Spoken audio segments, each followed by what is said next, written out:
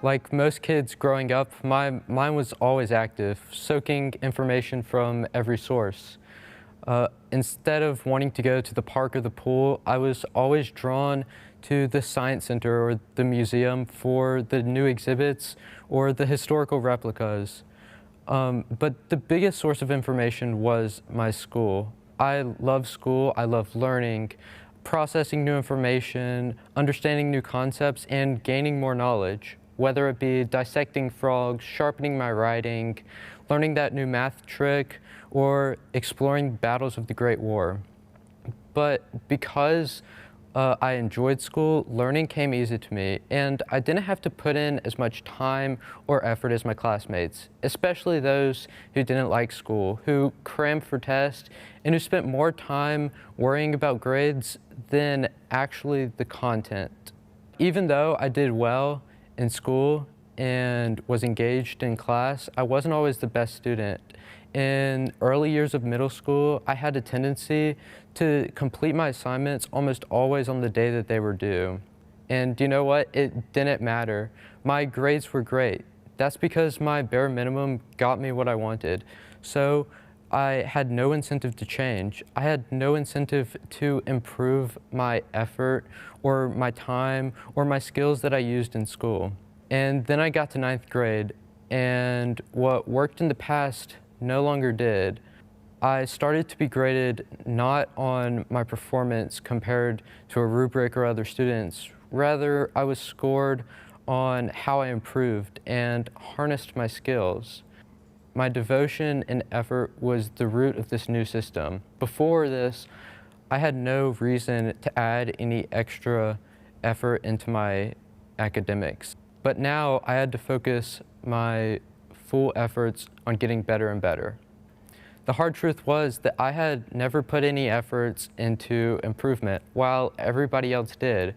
I had to adapt on the spot, to adapt to a personal process of doing things not to get them done, but to truly reflect my ability as a student. I knew that I wanted to change, and I knew that I had to change, but I just had to implement practices of self-accountability. I used a simple cross example. In sports or video games, I never practiced or played just to get it done. And it wasn't always because I wanted to. I practiced and played over and over again because I wanted to get that one little thing right. But how was I to have the same desire for self-perfection in my academics? Starting small was key in channeling my brain. What kicked it off was eating breakfast daily. I hate breakfast, the foods, the taste, the time, it all just didn't work for me. But I knew that it was good for me and I had to eat it. But I never really saw its true value until I started eating breakfast consistently. I began feeling better and had more energy throughout the day. And I ended up seeing the long-term gratification of a simple morning chore. By putting a little bit more effort into my morning routine, I saw long-term positive effects that I wouldn't have otherwise seen. The same goes for my sleep routine. Before, almost every night, I had gotten about 6 hours of sleep. But I knew that wasn't healthy, and I knew I had to sleep more, especially for an active teenager. I had heard from my friends who went to bed even as early as 8:30 and how great they felt throughout the day. So I tried my best to reform my sleep schedule and to balance things out. I did this and I ended up seeing positive results again. Another little sacrifice resulted in a big difference. Because of that, I implemented the mindset into my schoolwork, the mindset of doing everything that I can to grow as a student. I challenged myself in new ways, doing things not just to get them done and to help my grade, but doing them with the best of my ability to help my academic and personal growth.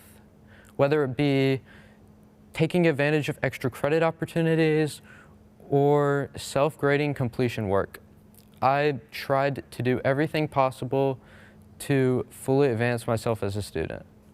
And it's not exclusive to school. I did the same with other activities like Boy Scouts and tennis.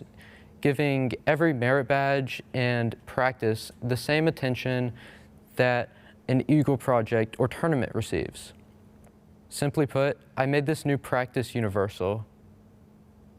And I think that everyone can do the same in implementing practices of doing everything possible to fully realize self-potential. When I look around my school, I see my classmates consistently pushing the narrative of doing work just to get it turned in.